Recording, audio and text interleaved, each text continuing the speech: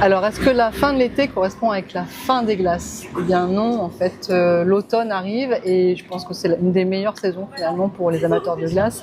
L'intersaison, le printemps, l'automne. Et là, du coup, je vais vous parler des 4 parfums qui arrivent. Le Ochicha, qui est une glace au thé vert grillé japonais. On est vraiment sur des notes de thé torréfié, légère, ronde, parce qu'on est sur une base de crème.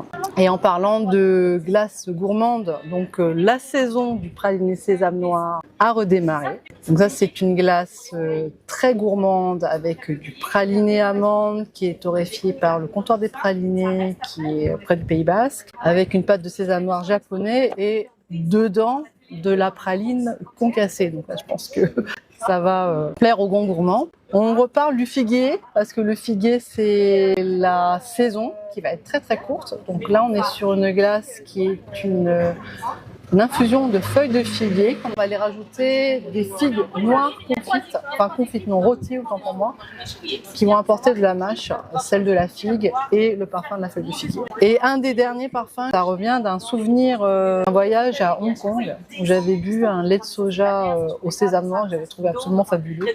Et du coup là on est vraiment sur une glace très puissante en sésame noir pour les amateurs de sésame noir et pour les véganes en plus, pas de crème, pas de lait. Donc je pense que ça plaira à tout le monde.